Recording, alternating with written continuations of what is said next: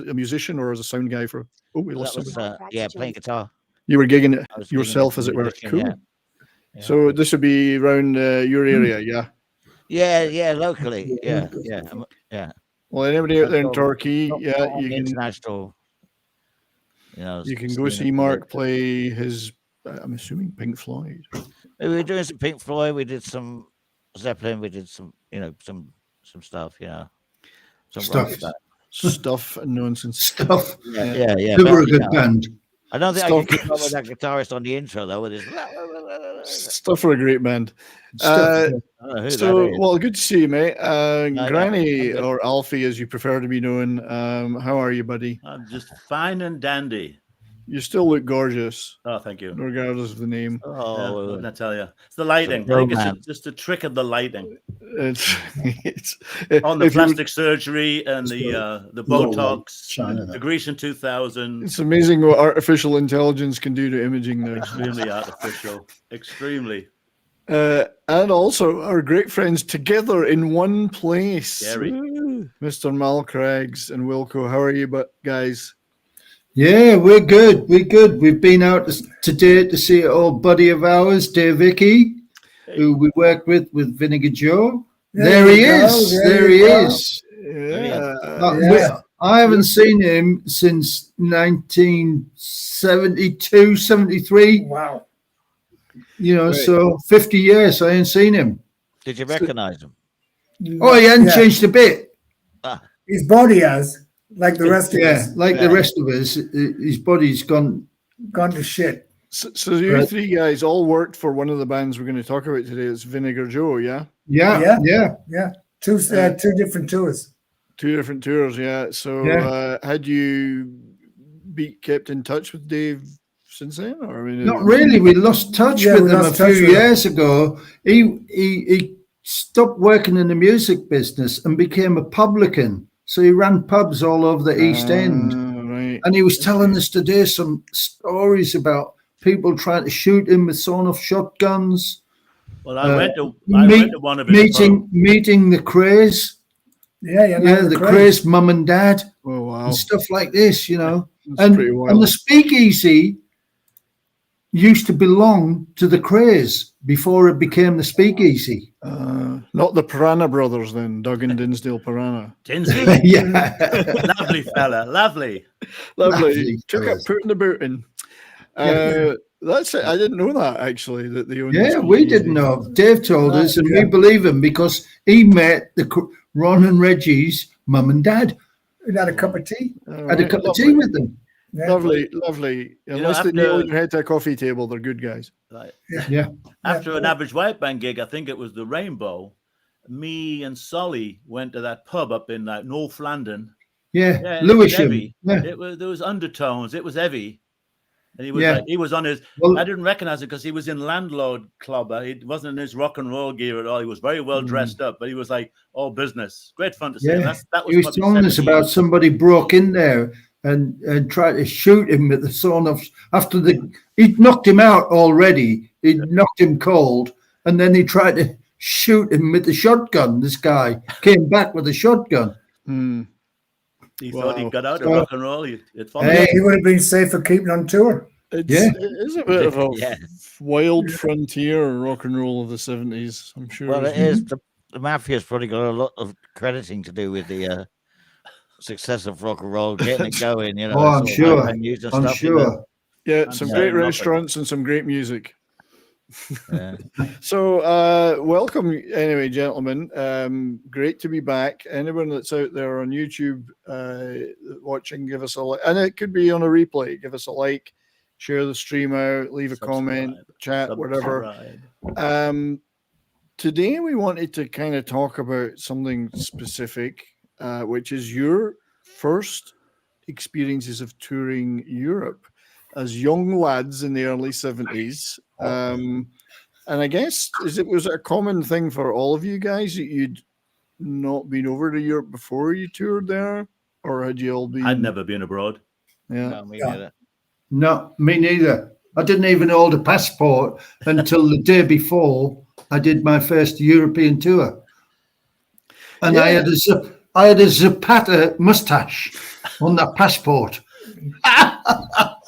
Viva Zapata. And so you had to go get did you get one of those temporary paper ones? Yeah, from the post office. Yeah, I remember those. yeah. So it must have been exciting, though. Exciting stuff. Yeah, I mean, when I landed off the ferry in France, I honestly expected to see French people with berets, striped shirts, and bicycles with strings of onions on them. And like French a TV bread. skit. Well, French bread. We do have a picture, funnily enough, of the girls of France when they found out that Granny, that you were coming. Yeah, that's it. I remember them all. Yeah, they didn't care about the band. They were waiting for you. They were actually looking for Mal in his package. That was it. The Mal, you need a separate carnet for that. Yeah. The package. You had to put that in the truck. I had to smuggle that in. I think it was listed as an offensive weapon or firearm of some kind. Yeah, very offensive. Yeah. No, it was a sawed-off shotgun. Just to let you all know, my wife is watching this. So is that your wife, Lena? In the middle there. Oh, no, not that Which one. one was it? That's a friend of mine. Well, no, it was that one. Or was it? No, That was the that other one. Yeah. Yeah. So I'd just like to say good evening to Lena. Yeah. Thank you for joining us. And, Hi, Lena. She's a friend of mine, and she's a singer from Lithuania. Very good one. Oh, great. Oh, cool. Hi, Lena. How are you? At some point, I'll have to check in on some of her material then for sure. Yeah. We should do. We'll link her up. So I kind of got this, as Granny pointed out to me, I kind of got this out of order chronologically, but I wanted to start with a band that some of you have worked with at various times, which was Vinegar Joe and Wilco in particular. I think this was your first soiree into Europe, Scandinavia in winter. Yeah. Yeah, I went to Scandinavia with Dave Hickey, Pete Rutter, and I think it was after Christmas. So, of course, I turned up in Hull with a suitcase with 4 T-shirts, 2 pairs of jeans and a pair of sneakers, a denim jacket. I hadn't a clue where I was going. There I am. In fact, I was wearing that. Yeah. Well, he stole that from one of the tremolos. You actually had a suitcase? I don't think I ever had a suitcase. I just had a plastic bag. Is that Mal next to you with a mustache? No, that's not me. No. That was actually in Sitges in Spain. So this was like late 71. Are we talking post Christmas? 72. 72. So you turned up with T-shirts and a suitcase, which was rare in its own right. And a sexy vest. And you didn't quite grasp the fact it was winter in Scandinavia.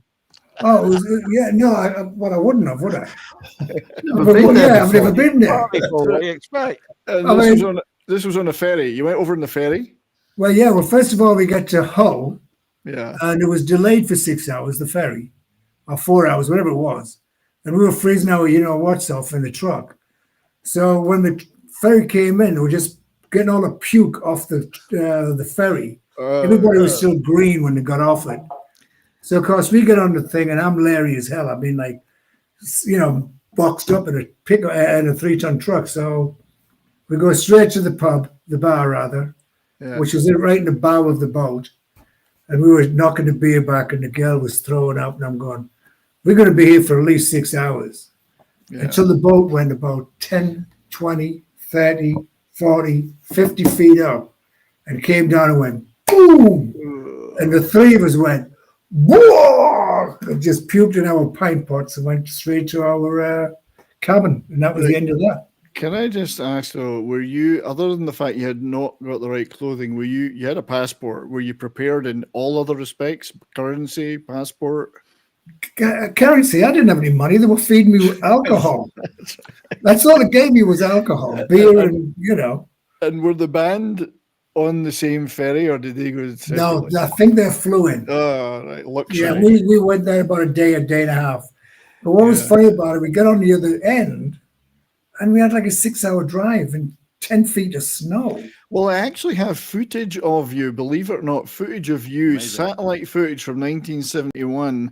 This is you arriving in Scandinavia. Man on the moon. Yeah. Nicky and Roger threw me out the truck. I had to walk there. And this actually inspired a Sasquatch sighting. That's right. Right. That's pretty funny. Hail to Mark Chapman. Is the hair real, Wilco? Well, now or then? I mean, what are we talking about? It's all Is real. the hair real now or the hair real then? Is that hair real? Yeah, of course it is. Is that me real? It's just changed colour. Yeah. Oh, Yeah. Hail to our That friend was Joe. in when I was working for the Tremolos, and I was in Spain, in Sitges. A lot hotter than that. So this is what you were getting into. This is Norway. Well, I went up to Norway. And then Oslo. There's Oslo in the winter. Yeah, that's where I went. Yeah. And it was a lot deeper than that. And I had no gloves. And here's Pete, Roger, and Dave Hickey with gloves on. And after the gig, I was putting the metal boxes in the truck, and I was like, Pete, pee on my hands for Christ's sake. They're stuck to the fucking cases. So anyway, so it was really cold. So I do believe though that you did find a way to warm up eventually. Yeah, I have that picture. Oh, you do. You know what's so funny, Brian? I was we finally did about 3 or 4 gigs, and we came back into Stockholm, and we walked into our rooms, and somebody had dropped these beautiful Swedish thick sweaters. So of course, they didn't get them back, straight into my room, straight into my suitcase. And that's all I had. It was great. A pair of sneakers and 6 foot of snow. Yeah. Brian, where'd you keep getting those pictures of my wife from? Well, it's your wife and your concubines. Your harem. You have a harem. Harem. Ex-wives. Yes, but this would keep you warm, Wilco. I'm sure when you once you got a few beers in you and you met the Scandinavian ladies. Welcome. Mark Chapman, good to see you here. Miracle Art is here. Good to see you. Hey there, guys. Everybody just keep clicking that like button. And Shuban. Hi there, and Shuban. Hi, guys. Share the stream out. Click that like button. Subscribe. And we're going. Yeah, subscribe. We're trying to hit 500 subscribers today on the channel, and it's an important step. Lots of things can be done at 500. Lots of things can be done at 1,000. So Vinegar Joe. Yeah. So how big a tour was this? Like, Wilco, was this what? It was about 4 weeks, maybe 5 tops. So I don't think it was that long. It's quite a lot though. It's quite extensive. Yeah, I mean, we did Norway.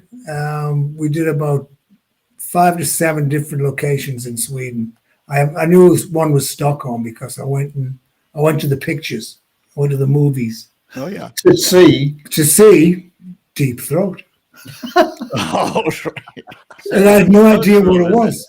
I thought it was something from the dentist. Was it dubbed into English, or didn't that really matter?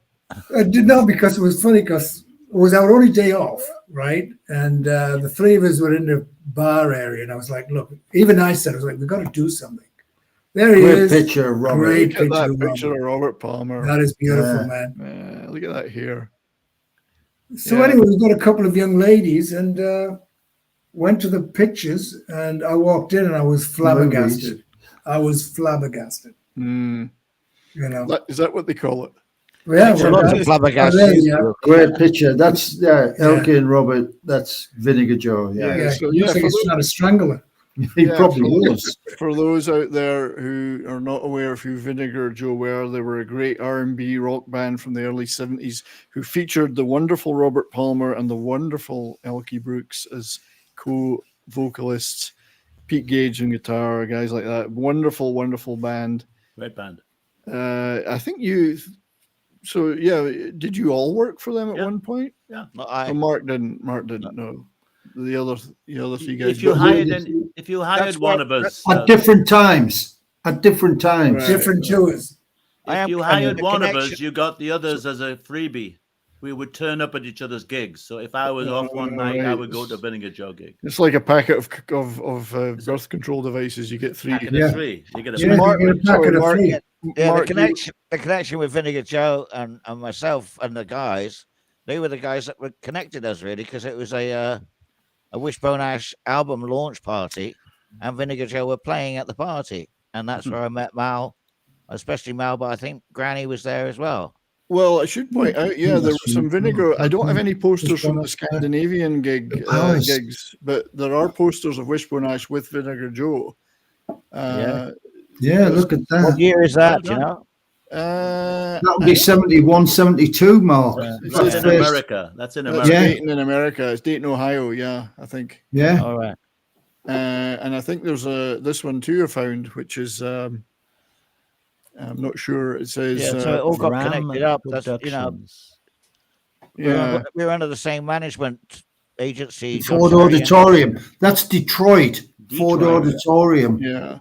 Unfortunately, there's no real posters. I can't find any posters of the Vinegar Joe Scandinavia tour, but believe it or not, there is a video clip from Scandinavian television from that tour. Unbelievably. Wow. So let's take a quick look at that. This is from that tour in Scandinavia, apparently. Yeah.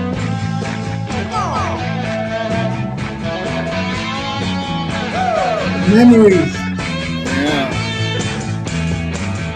I'm not sure which.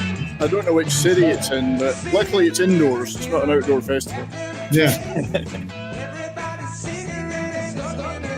So this was Dream Your Own Dreams. Great band. I do have a couple of their albums on vinyl. Because I'm a big Robert Palmer fan, and I was a big Elkie Brooks fan back in the day too. Yeah, I was. Yeah. I like her solo stuff. It's a bit more laid back, but I love it. That's Wilco dancing there. Yeah. John Deacon on keyboards. Steve York on bass. Yeah, Steve York. I'm not sure who the drummer is. Was it John? Was it Gavin? Gavin or Woody? No, Conrad Isidore or something. No, it was like probably that. John. From No, that's Pete Gavin. Pete Gavin, who was in a band called Head, Hands and Feet. Oh, I remember them. Albert Lee. Yeah. I've seen him live. Yeah, back in the day. Pete, remember, there was a drummer from Newcastle for Vinegar Joe. Then they got rid of him, but he stayed on as John a tour Woods. manager. Yeah, John Woods. He stayed on as tour manager. Yeah, John Woods was his name. Yeah. Big Woody. Yeah. Big tall guy. So you would have been at this gig, Wilco, wherever it is. Yes, this is one of your Yeah, I was gigs. there. I was 15 years of age. Yeah. I thought you were 12. That was a great tour. Yeah, but it's great that this footage exists. Unbelievable. Yeah.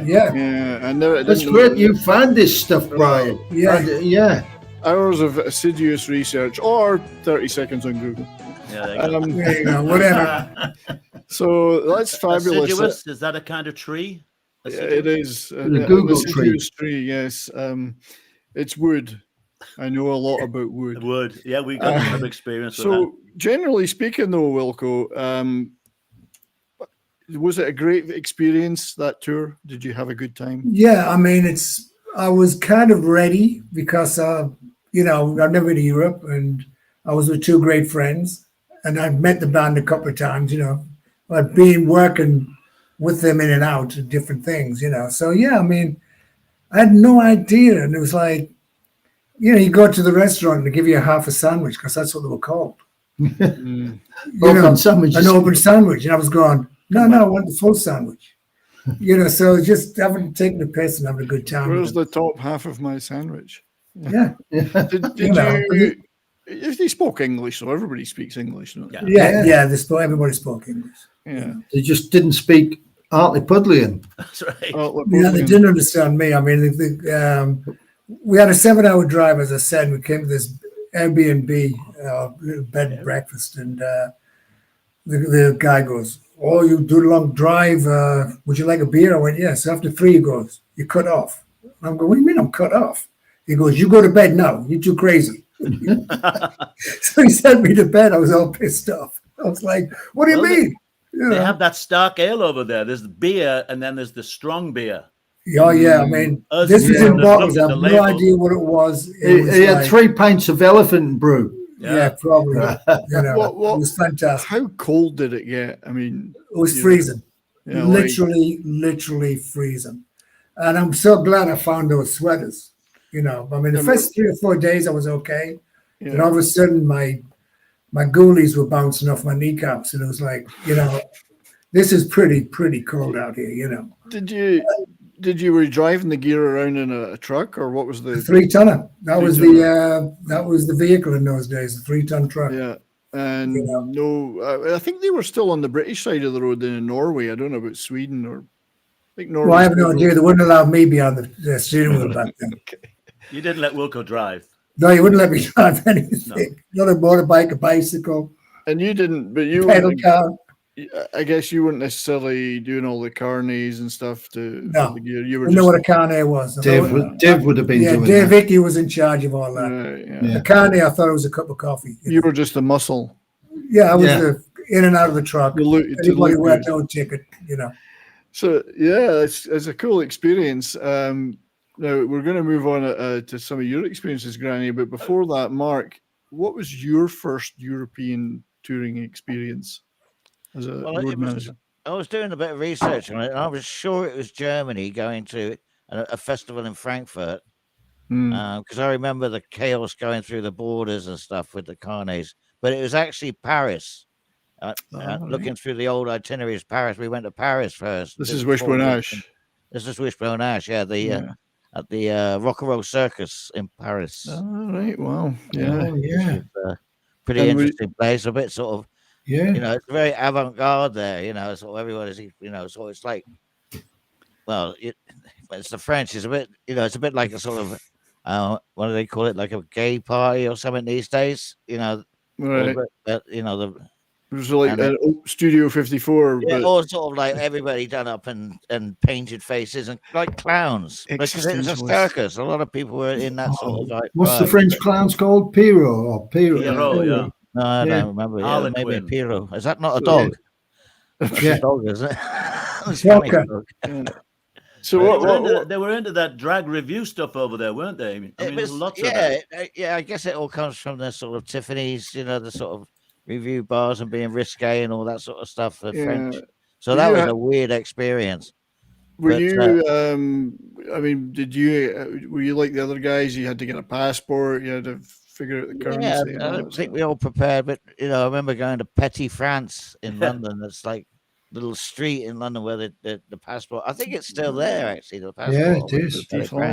And I got my first 10-year one. I think I've had 3 since.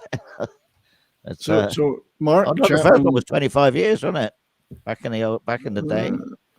So Mark Chapman was asking, were any of you guys involved in Woodstock or the infamous Bull Island? I think it was just a little early for you guys. Yeah. No, we just moved to London.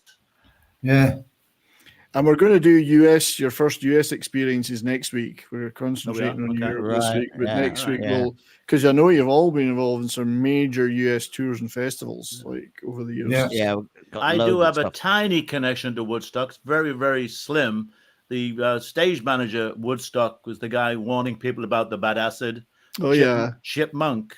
And Chip Monk was the production manager in Zaire. So that's the only connection. The Rumble in the Jungle. In the Jungle, yeah. Chip Monk, I remember I've seen all the footage. I was in touch with him recently by email. Quite a character. His real name, I can't even remember it all. It's like 5 names. Beresford, something or other. Yeah. Don't eat the red jelly babies, that kind of thing. He's still alive and kicking. He lives in Australia now. All right, okay. He's a very famous guy. We'll try and get him on. We're going to try and get him on. Well, you should, yeah. And I think we're talking about certain bands here. You had your first experiences, and we're going to do shows on all of those bands individually, Wishbone Ash, and so on. Over time, we're going to get to doing those. So, looking forward to hearing about the multiple tours you did with Wishbone Ash, Mark, and the other guys, of course. You were working. They all worked with them. I was looking at dates yesterday. It just goes on and on and on. It's like, how the hell do we do all that? You know? Yeah. Sort of marquee club one day, and then 2 days later you're in Lincoln, Nebraska or somewhere. You know. It's like, We did a one-nighter from London to Stirling in Scotland with Gnidrolog. To Stirling, 1 gig and back. Good. Gnidrolog. You laid a log. You laid a log. You laid a log. Wait a minute. So you went to Scotland. We're doomed. Yeah. So yeah, we're good. I've never heard of this. Gino Riddle. We'll do a program on them, and I'll educate the world. But just before we move on to talk about some more experiences, I want to say hi to the great Davina Duck. Yeah, Davina. Yeah. And hail to my internet brother Darius Munchausen. Good to see you, Darius. Good evening. He apparently thinks I eat haggis and toss cabers and wear kilts, and he knows me so well. You know, you don't. You don't. Doesn't everybody in Canada? Yeah, exactly. It's most that's the Welsh. Oh. So speaking of good-looking guys, I mean, you're talking, Mark, about the Paris rock and roll, the circus thing, and everyone looking like freaks. Well, I mean, they were yet to be introduced to the delights of granny, right? As they were just about to. Yeah, it fit right into the rock and roll surface. Yeah. Look at that. Look at that. Yeah. Oh, look at her. Hey, look at her. You were a stud. Yeah, I tell you. I mean, I'm reading, of course, the other side. The book is by Aldous Huxley. You know, it's a deep. You got name dropper. I met her once. I thought it was a French language dictionary. You're looking up pickup phrases in French because you were about to go to France. That was the first thing you learned in any country: how to get a drink and get a woman. Yeah, because you're about to go to France with Graaf Generator. Oh, yeah. Well, look who this pair is. Look at this pair. Jesus Christ. That was just a normal night in London. Although the T-shirt, because I'm an anal retentive, I remember everything. That T-shirt is from a gig in Italy, Locanda del Lupo, the Cave of the Wolf. Oh, wow. And I brought a bottle of Cinzano Bianco back with me, and that's what we're drinking. Cinzano Bianco. Yeah. Hey, your tastes haven't changed, have they? You're still drinking it. We're drinking it like halves. You know, we didn't know what it was. It's not a martini then. It was a Bianco. Aperitif. We were chugging it. Yeah. Hey, hail to John Das Wolfen. Good to see you, buddy. Hey, John. Hey, they're all showing up today. Nice one, guys. Yeah. They're all rolling in the Nice door. to see everybody. Click that like button, share the stream out, and subscribe. Yeah. So, Graaf Generator, who I think you're not the only one to have worked for Graaf, are you? I mean, Wilco, you did too. I don't know about Mal. Wilco didn't. No, Mal did. Me and Mal. Yeah. I'm sure Mark encountered them many times over the years. But we did, yeah. We were all running into each other back in those days. You know, what's really fun for me is I see these pictures and I'm trying to remember what the equipment was, because the sax player had his own setup. He had like a belt with these octave dividers on it and foot pedals, and I think he set that all up himself. I think we just put up a Dave little always set that up himself. Yeah, they were quite gear oriented. They did lots of fiddling about with their equipment. The organ was heavily modified, all that kind of stuff during the show.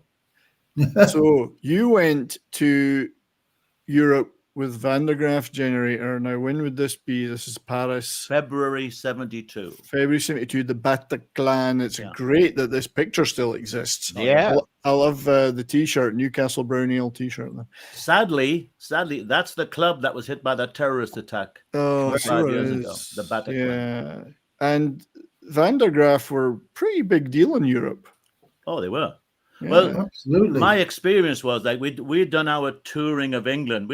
Even though we were with like pretty small bands like our hometown band and then a band called Armada, we were gigging up and down the country, and you just couldn't help but thinking like, what's it like on the other side of the channel? We'd all seen movies and stuff, but to actually go there, because we never took holidays like that, so our only chance to go there was like all of a sudden we got a chance with a band, and it was pretty amazing. Like, it's hard to remember how much anticipation there would be, because we'd never been abroad before. Yeah. So I did one gig in England with Graaf, and I think I got the tour because we were sharing the same rehearsal space with one of the other bands, like Armada. We'd be sharing a rehearsal area in King's Road. Now, so there was charisma bands. So a lot of these charisma bands played together. Genesis, Lindisfarne. Exactly.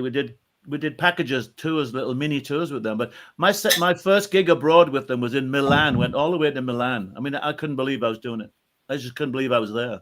Yeah, and Italy, there was rioting and all sorts. Well, there would be overselling. They would maybe sell too many tickets. but there was also an element of people that thought music should be free, little anarchists and stuff. They didn't care what it cost us to get there. Yeah, this is one of the Italy gigs you did, the Space Electronic thing, which is quite a famous one in prog circles, that gig. Right. That was, I remember that day very, very clearly, because I came from Hartlepool to London, and all of a sudden I'm in like a Renaissance city, Florence. I love Florence. The culture, the art, and the architecture. It was just like, what am I? I couldn't believe it. I don't remember any of it. I was out me nut. So France. See the price on those tickets is 1,700 lira. The other one was 2,000 some of the lira. contracts. They were getting 150 quid a night, maybe 250 quid a night. Probably not even that much. I just want to go back to France though, because I think Paris Bataclan was maybe the first gig in that tour. Well, we went backwards and forwards. In the 8 months I was with them, we probably went about 15 times to Europe. You'd go and do a French set of gigs, come back, then you'd go to Italy, and you'd come back and you'd do a few gigs in Holland. We were to and fro. Yeah, that's one of my early itineraries. You've got this Belgium France tour itinerary, and it's like it's telling you where to go, what rooms you've got booked, how much you can or can't spend. This is incredible stuff when you look at it. It's got the hotel that you stayed at. It's all in the book. Van der Graaf have a book called The Book. If you're a real Van der Graaf fan, you should have a copy hang of on. this. Let's have a look at that. I got it. It's a heavy-duty, big hardback book. Yeah. And everything you could want to know about Van der Graaf Generator is in here. And I happen to have virtually a whole chapter because I hang on to things like those itineraries and diaries and stuff. Grange, do I get mentioned, Grange? You get mentioned. I believe you did, Mal, yeah. He does. Oh, wow. Just checking. Oh, I'm pretty sure. I don't think they mentioned you by name. They just mentioned your enormous package, I think. That's right. The Italians was good. One Let's of the keep things my package out of this. Right. I remember, though, when we got to Rome, that was a little overwhelming because the Van der Graaf guys were real public school boys, educated, and they were discussing artistic things. And I'm just a yobbo from Hartlepool. So I was just trying to take this all in every day. And there was a cop at the hotel. I even remember the hotel name, Argentina. And the cop was showing us his gun.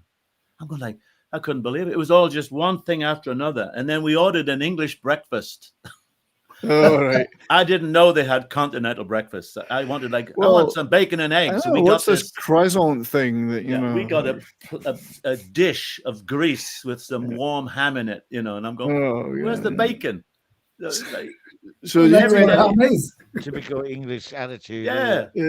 Well, we have a clip for that too. That foreign muck. We have a clip for that too. Senora. Yeah, I can't eat this foreign muck. It'll upset my tummy. I didn't know that. He's not changed. He's not changed a bit. He's still doing it. No. But once we understood, we started trying. It was just the initial onslaught of all this new information. It was just like... That's the first time on that tour with Van der Graaf Generator was the first time I ever drank double espressos. I didn't understand what they were. No. Supercharged. So I'd have 6 of those in a day. And then come 3 o'clock in the morning, and why am I awake? I haven't taken any drugs. Why am I awake? What is going on with this? I love you. Double espressos. You do a couple of 100 miles on the autostrada, and you pull into a services, and you have a little cup of coffee and a little tasty pastry. Like you only got that in fancy delis in London. Here we were. This was just like everything was fantastic. Familiar with this because I've got family in standard fare. Nice cup of coffee and a fake pastry or something. Yeah. That's right. I've got family in France. So right from when I was a kid in the early 60s, we used to go to France on holiday a lot.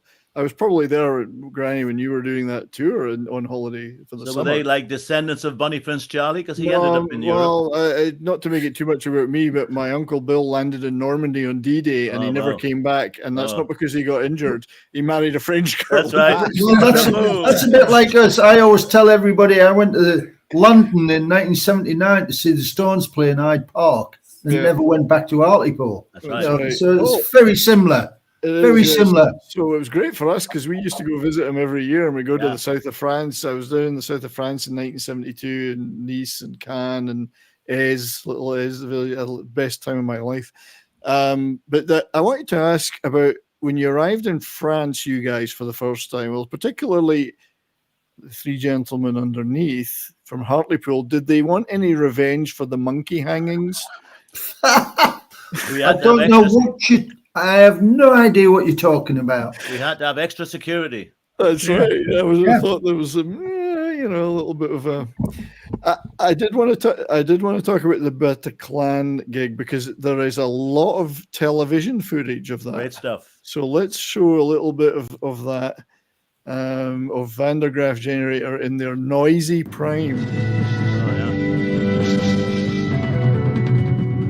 Première venue en France, Pop-Up 2, un des groupes les plus importants dans le outre-Manche. You were narrating this, Granny, weren't you? Jackson, Yeah. Guy My Evans friends. et Hugh Benton forment Graaf Generator. Those are rude.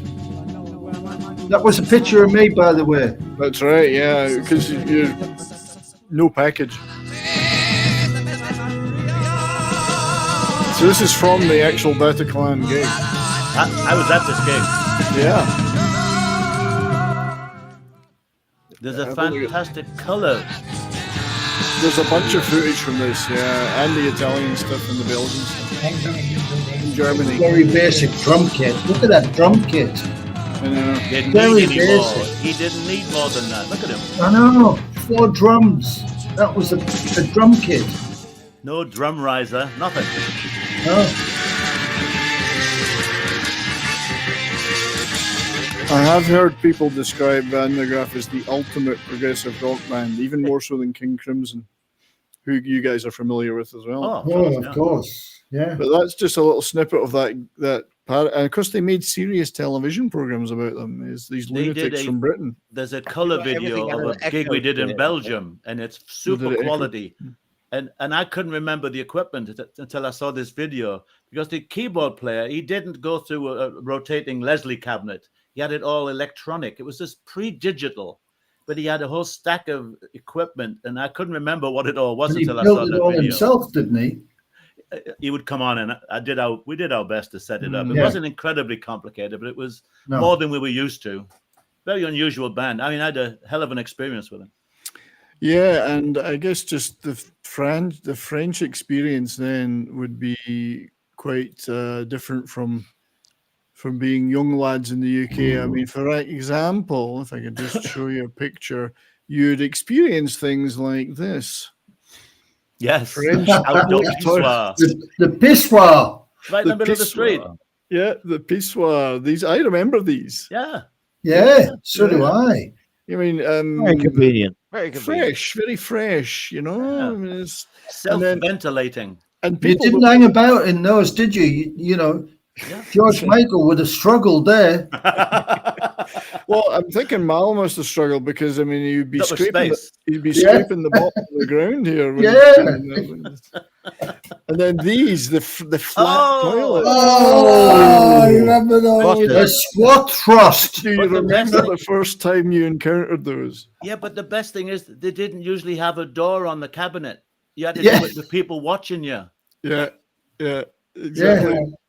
And in fact, Italy, France, Spain, they were all like that at those times. That was yeah. it. Yeah. Yeah, Even yeah, the Belgium. first time I went to Japan, they were like that. Oh yeah, a lot of the world was that the flat toilet, and the squat toilet. I like a wider stance personally. That's a little narrow for me. That's right. But I remember those as a kid thinking, what the hell is this? Yeah. What do you do? Do you stand in front of it? Do you turn right? Which direction do you face? In actual fact, that's better for you. Our toilets, we kink our bowels the way we sit on a toilet. So that's actually more natural. Oh, he's gone pedantic So again. you're saying Well, we you have kinky bowels? Kinky We have bowels? kinky bowels. Kinky bowels. Yeah, I've seen the movie. So I used to try to have a shower in one of those. It would never work. Yeah. So Davina's Get your mentioned. feet wet, nothing else. Yeah. So these are the things that the shock. It's not just the different languages. It's culture shock. Yeah, it really stuff is. like that. Everything. Yeah, total culture shock. What about the actual getting the gear around or working with the locals? Was there difficulties getting? We did it all ourselves. Yeah, but you had to talk to the local theaters and the local promoters, I guess. Probably. Yeah, you just went and did your thing. For 10 minutes. You just got on with it. You just didn't bother because there was no communication. Yeah, so you just turned up. Yeah, and there would be some guy with a bunch of keys wearing one of those blue jackets that they used to wear over there, and probably still do. Oh yeah, he'd let you in begrudgingly, and you just set it up. That was it. You just find where the power was. Same in Europe. You just did it. We did a multi-band thing in Bosnia Herzegovina, and it was just chaos. You had to basically claim your spot on the stage and we're going on next, because otherwise you just get pushed to the back, and it's like, yeah, we're on at 3 o'clock in the morning. So and it was the same. I remember it being the same with that rock and roll circus. You just get the fucking gear on the stage and basically muscle in. Probably no one knew what was going on. Probably the opposite experience for what we're going to talk about next week from the US. The US would be very organized and unionized. Yeah. I remember with Van der Graaf, we would sometimes do 2 gigs a night in 2 different cities. Yeah. You'd be in Basel, and then you'd have a midnight show. And sometimes you'd be carrying the gear through the crowd. And what an atmosphere that built up. You're setting the gear up, and everybody's kind of encouraging you along. It was quite a buzz. Quite exciting. Yeah, but they wouldn't carry the gear, though. Well, we needed help. Oh, there she is. There she is. Yeah, there's the van. But you I guess you talked about food, but you guys are used to British pubs. What was your drinking experience there? Not to glorify alcohol, YouTube, but did you head for the bars of Paris and so on, and try different things, try different stuff? Went to a club in Paris. Obviously, in Italy, we discovered grappa. I didn't like it. Oh, I loved it. I still have it. I was in an Italian restaurant for lunch today with Dave and Wilco, and I was tempted to have a shot of grappa. Is that our old van, Grange? That's the old van, yeah. This is the Van der Graaf van. HLT 412K. I'm a sicko. I He's remember the license plate. Isn't he a knob? Yeah. He's a knob. That big? It's that big? There's some of the gigs from that tour. That is very cool. That's very cool. Databases. Yeah. How you remember this stuff, Grange? I don't know. I'm a train spotter. But you didn't. No, you didn't take enough. You didn't drink enough. You didn't take enough drugs. I think I did my share. Started in Belgium, man. Brian was asking about the food. I think we slowly educated ourselves. Slowly but surely. Now that van, it kept breaking down. I've got a list in the 6 months, 8 months I was with him. We had to change axles and gearboxes and tires. When you were over in Europe? Yeah, and I think it was a Ford made in Germany that the parts matched in Europe or something, because it would have been all metric. Right. Did the band go ahead in a car? Did the band had a four-door car, or it would fly. All right. Yeah. And then you guys would turn. So it must have been quite nice. And we were in that for days on end. But you get to see a lot of different scenery, a lot of different parts of the world. Oh, it's fantastic. That's what touring was about. Yeah. You got to see where you were. And then, when the flying came in, you just overflew everything. You didn't get to see nothing. That Chez Genie, that was a hotel across the street from a hotel when I was in Paris, and they had beer d'Alsace. That's that part of France where it's almost Germany. Alsace. Yeah. And I got into the saucisson. Oh, that smoked saucisson. Yeah. Saucisson. Yeah. I love that stuff. Yeah, I kept the postcard, Mal, from 1972. That's my postcard. Yeah. I'm a sicko. I kept all kinds of stuff. Oh, it's great. I love that you did all that. Yeah, he's anal retentive, all right. Very interesting. Very cool. Very cool. Very interesting band, Van der Graaf. He's still got his first per diems from back then as well. I got them in a frame. That's another story, per diem. Right. In Italy, these guys were true stars. I mean, what kind of reception were you getting? Oh, it was nuts. Nuts, crazy. We had tear gas,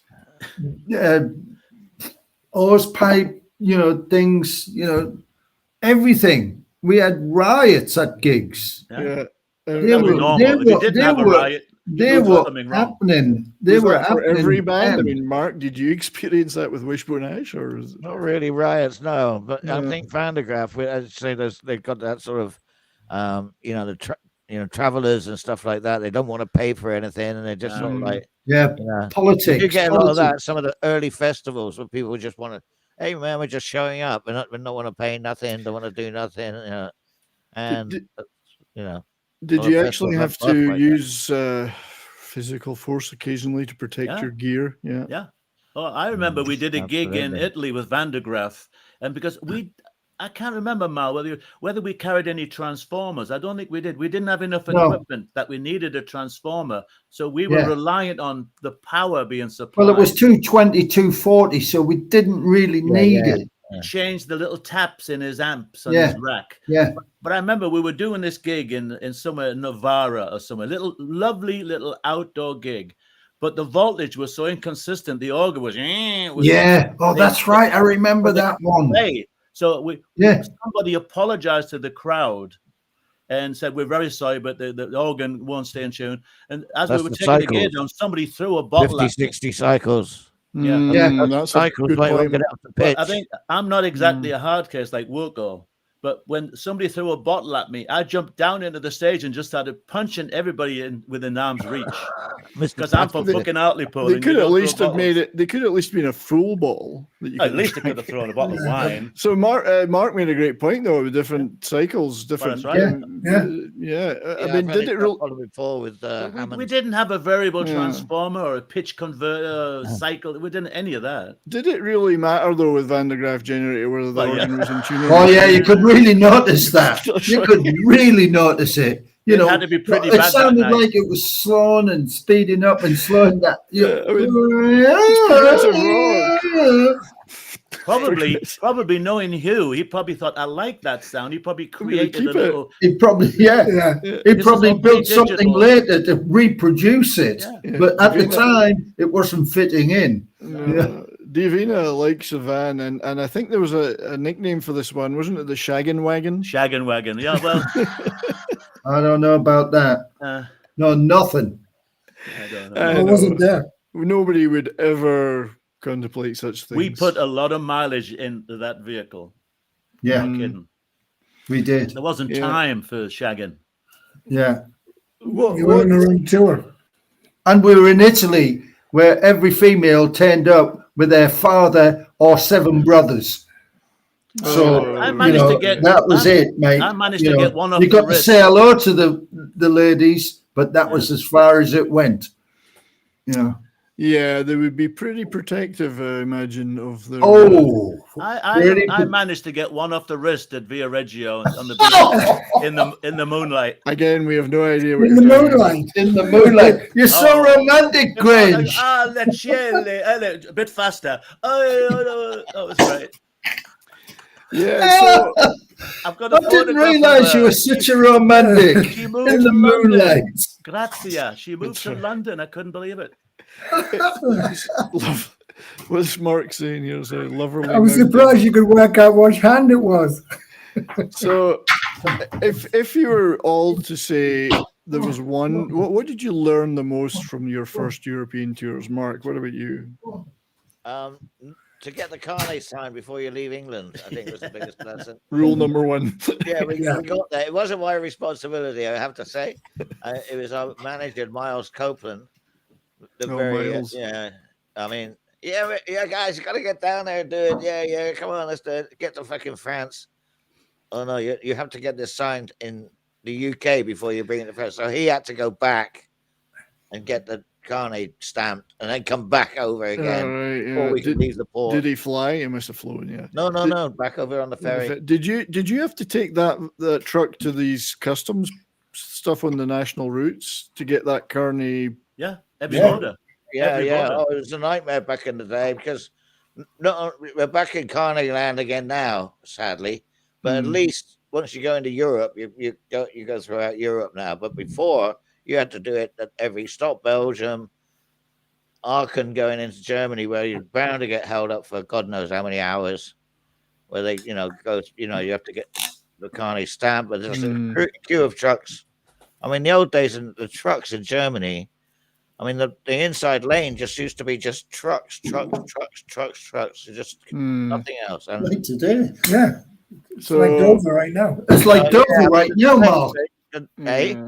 It's like Dover right now. Is it? Yeah. We drove down there today, and there was 7 miles of trucks. Bloody hell. 7 miles of trucks parked up, nose to tail. You know what the most nerve-wracking thing was? When we used to come down to Dover or Folkestone, wherever we sailed from, and they'd always hold you to last because they wanted to get the big trucks on. So they'd have you back on and talk about pressure. You know, we're not that experienced. Backing onto the ferry, and everybody's going, "Hurry up, lad, hurry up!" And you were like, I hate driving onto ferries. Yeah, even in a car. Yeah. But backing on, oh shit! We always take the train these days. We've never had that. Easier. So, carnies. What about you, Wilco? What did you learn the most from your first European excursion? Someone's dropped out. Stay away from carnies. Yeah, well, I never did the carnies back then. I always liked the humper, everything else, and it was definitely an eye opener, and it taught me a lot before I went into Germany with the Average White Band and moved on with other bands.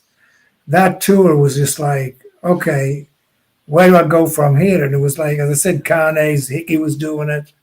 It was just great. Also, everything about it, the food, the gigs were all different. And as we all know, the power, but Wilco, I just had fun with it, Yeah, it sounds like a lot of fun. There was a comment just there about looking for drugs in the gear, and that definitely. Oh yeah.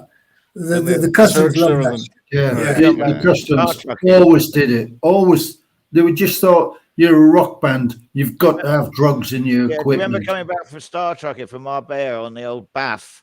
Yeah. On the Bath, I think there's a photo of it somewhere. Oh, I've scanned a couple, put them up. Yeah. I've probably got it somewhere. Yeah. Anyway, we flew into somewhere north of London. I don't know. Maybe it was Southend. Was it Southend? Southend, mate. You were there. We were all there, except for Granny would know. Oh, what a flight that was! Jesus Christ! And then we get back to the UK, and it was all the gear out, all over the bloody airport. Yeah, all over the runway. It was a nightmare. This isn't the same photo, but it is a good one of you back in the day. That's not that isn't the same era though. With my Take 6 jacket. Yeah, you still got it. So obviously they hadn't. They just don't fit. But obviously the customs people had not yet realised that you could hide drugs on your body in certain cavities. Right. So I wasn't into that really. You can hide it in your duty freeze. I'll give you that tip. No, the only cavity I stashed drugs in was my brain. Duty free, that's another thing. So did you experience the delights of the duty free then, or was it? No, I never even thought about it. We never Sometimes even you bought sometimes packets of cartons of cigarettes for the bribes at the border. You might occasionally do that. Right. Yeah. Just happened to put the carton. Especially if you were going into Berlin, because you had to go through East Germany. Right. So if you had something that those East Germans could find, that guaranteed you safe passage. Through the Iron Curtain, I mean that's another experience too. That was really driving from Hanover through to Berlin on that road. It was only one straight road, and it was built by the Germans to land planes on as well. Right. It was meant as a runway. That helicopter patrol. Mark, to get to West Berlin, you had to go through East Germany. And they had all the gun turrets, whatever you call them. Tanks, everything. Wow. Yeah, it was really. It was just amazing. It was kind of scary, but kind of exciting at the same time. Because these people, they were Russians. They weren't East Germans. They were Russian helmets. Yeah. You go through some little village in East Germany, and there'd be 200 tanks all pointing west. And there'd be a Russian commissar walking around with that big hat on, and you're not supposed to take pictures. And I'm trying, you know. Yeah, and rock But and they had roll. trucks. They had a truck stop on there That's right. where we used to stop and buy bottles of Stolly. But this was back in the early 70s. Stolly hadn't hit America by then. The real you know, shit, yeah. And it cost peanuts as well for a litre bottles of Stolly. I'd forgotten about that, the East German thing. Oh, to we've go all to got Berlin. stories. That Yeah. must have been some experience. Oh, Absolutely. it was, You know. it was very scary and very exciting at the same time. Yeah. You had to make Well, sure you had a almost- lot of T-shirts with you. Yeah, yeah. And what I remember a lot was the destruction of Germany from the Second World War. And in the 70s, it was still, there hadn't, I mean, there was so much destruction from the bombing. You know, They still hadn't rebuilt they it. haven't rebuilt hardly anything. It was like, Yeah, we all know it from when we were kids in Britain. I guess it would have been really bad in some parts of Germany. oh, Yeah, especially the East German, going through East Germany. Although you didn't see much because you couldn't deviate off this road. I did. It was one road Berlin itself would still have been to fairly- Berlin, and I you went- could not pull off that road. I went If a you different did, way once. somebody Yeah, would turn up very quickly. I went a different way once. I forget exactly why or when. And I went through some of these villages. I got pictures. And there's like each village had a little like propaganda billboard. For the it was all like democratic this and It would be brothers that. resist evil capitalist rock and roll. Yeah, well, Yeah. communist. We come Watch out for Granny Grange. yeah. Watch out for But I Granny. was Have you taking seen pictures. this man before? Yeah. I was taking Mal's pictures package. and stuff. I have photographs. I can Yeah. put them up. Lock up your daughters. That's right. They would have You're lucky you didn't end up in the gulag there, Granny. know Really. Yeah. Well, yeah. Cool. So, bonjour to you, our great friend Christian Delorme. Good to see you, buddy. Bonjour. Davina did ask the practical question, which you touched on earlier. Did you bring the right gear? Well, maybe, probably. Usually. You know. Not really, not in the early days. Like you said, we didn't really need it because 220 and 240 were so close.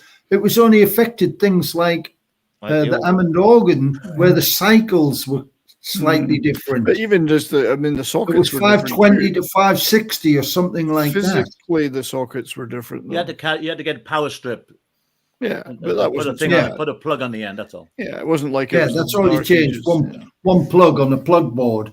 Unless you roll up to like a shopping mall in Italy and all they've got is a couple of wires hanging off the ceiling. Did it with Vinegar Joe Yeah. in Sitges just outside of Barcelona. And Two then- bare wires hanging out the ceiling, Your wires and back, that was it. one, and you get the old gaffer tape or insulating tape or gaffer tape, the number one Wow. roadie helper, and then tape it up, and that's your power run down to the stage. You know, it's like, you know, You got to do what you got to do, haven't you? Yeah, Yeah. for sure. Show must go on. So gaffer tape. Gaffer tape's got to get a mention. Hasn't it? Oh, look at the girls. Hey, look at that ball! Look at that do! Yeah, really. Yeah. We're doing the do there, me and you, Grange. I'm I know, not sure which band you were working for here, but We just moved to London. Literally just got there. right, This is right. to be the engine. not Gnidrolog then. No, this is pre-Gnidrolog. Are you sure? Not much. Was there ever a probably much- pre-Gnidrolog? I mean, aren't they everything? It's like everywhere at once. That's right. It sounds like they were, yeah. Well, Al and I kept pretty busy. We all the guys when they came down, the engine would never really broke out. But we started working with other people, Armada, and there was and some of those guys had projects. So I think we were so keen to learn, we would just do any gig. Oh, We'd of just course. go Yeah. anywhere. Yeah. This is a clip from after the touring was pretty bad I for like the these pun. guys. Yeah, van breaks Breaks down. down, yeah. They actually did split in Yeah. 74 or something, and just In they'd had enough. 72, it was right after I got back for that tour. I had a bag full of money. There was 1,500 lira to the pound, and we were getting 3 million a gig. If you ever try counting a million of anything, it's tough. And I had a big bag full of Italian lira, and I, like an idiot, dropped it off with the sax player or something. And then I got home, picked up the melody maker, and read that they'd just broken up. I thought, I could have kept the bag of money. Sure, you could have kept that, yeah. I never would have done it, though. I would never have done that. I'm actually very honest. I but might I have took a bit believe- off the top. I believe they did tour quite. 10%. It was hard touring for those guys, and I think they burnt themselves out. Yeah, they did a lot of gigs. Yeah. So bands do that. You guys have seen it all. Bands rising and falling. Vodka. We didn't have any pressure. They're the artistic, the artistic thing of preparing for gigs and discussing how they're going to play stuff. It was probably relentless. And then you add in all the physical factors of touring. We just were lapping it up. To them, it was like, how are we getting anywhere? Is that we were just doing one gig at a time. We were 21, 22 years old. Yeah. Just along for the party. With a dream job. Yeah. You know, we were living the dream. We were literally living the dream. Yeah. You know? It was hard work. It was freaking hard work. Yeah. But we loved it, you know. As long as you guys got paid, that'd be great because because they had to worry about paying back the record company. Well, that's the touring money went to the band, you know, and it went back to the record label. Well, bands would sometimes say, "Look, we can't pay you anything, but we'll give you a credit on the album, and when the royalties come in, we'll share them with you." Did that work? No, not with me. Yeah, that's like the checks in the post. Yeah, and I won't. Creative accounting would say this album didn't sell very well. And you wouldn't get any money. Yeah. Can anybody remember how much we were getting? Well, I remember. Well, for my first, this is the first, but it's next week's thing, American tour. Yeah. Myself and Dave Vicky, we got 100 US American dollars a week, and that was good. That's a lot of money.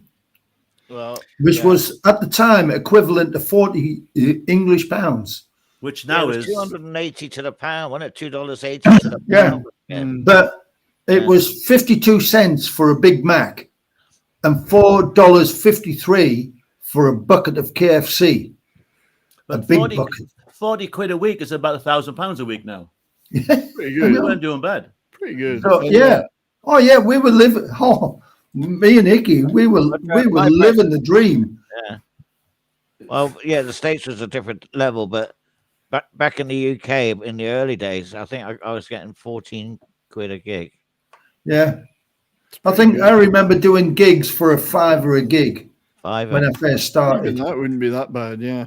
I just wanted to say to Davina that the Graaf Generator albums, some of them are incredible. I mean, the one I've got two in particular that in my collection. One is Horn Hearts, which is a brilliant album, and it's got some really good tunes in it. I mean, I know they could be pretty wild and crazy sonically, but this one's good.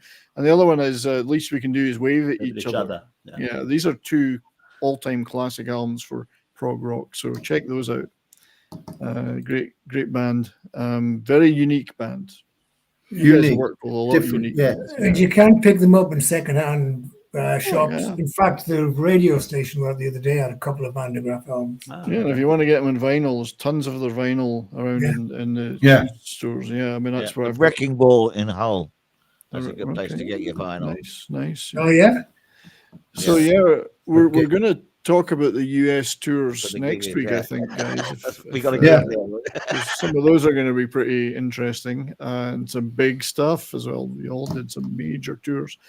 But we'll probably head towards wrapping up for today, if that's okay with you guys. Yeah. So thanks to everyone that's been in the chat, and it's great. Thanks for being here with us. Keep sharing out the streams and leave a comment and a like and all that good stuff, so we can get the channel growing. Tell your friends, tell their friends. We're going to be doing a series of fantastic shows over the next few months. And next week we'll do the US stuff. So, gentlemen, anything you want to promote or say before we go? And well, we want to get everybody to come and subscribe to our YouTube page. This is and this show will be on that as well. Right. That's youtube.com/at Rock and Roll Rowdies, at Rock and Roll Rowdies. That's so complicated. You're there in our Facebook page. Come and join us on there. Yeah, the Rock and Roll Rowdies channel. That's one channel. And we're going to be building up the content. There's a lot of good stuff on there already. I mean, you guys have already got a lot of videos on there, various stuff, but we'll be building these live streams up. We'll be doing more specials on bands and on particular festivals and all the things you guys want to talk about over your careers. So yeah, everybody share it out and let everyone know, and help us grow so that these fine, good-looking, virile gentlemen can share these. I love you, Brian. Virile. Yeah. You keep referring to us. These good-looking guys. These good-looking guys can share these precious stories out. Yeah, for a Celtic supporter, you ain't bad. Celtic, yeah, he's a Hibs. He's a Hibs. I wouldn't support those Ouija bastards. Those Glaswegian bastards. No way. We did this for you, Brian. No, I hate the Glasgow teams.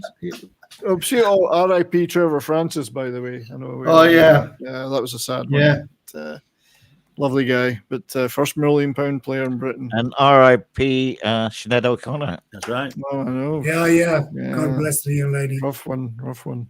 Yeah. Yes. So thank you very much, gentlemen, for this and sharing these great memories with us and for letting me be a part of it. We will see you all next week. So we're going to be invading America next week. We're going to reverse the revolution. Are you ready? Are you ready? Are you ready to rock and roll? Are you ready? Canada, are you ready? British invasion. Canada is wide open and ready for you. So till then, keep on rocking and have a great night, everybody.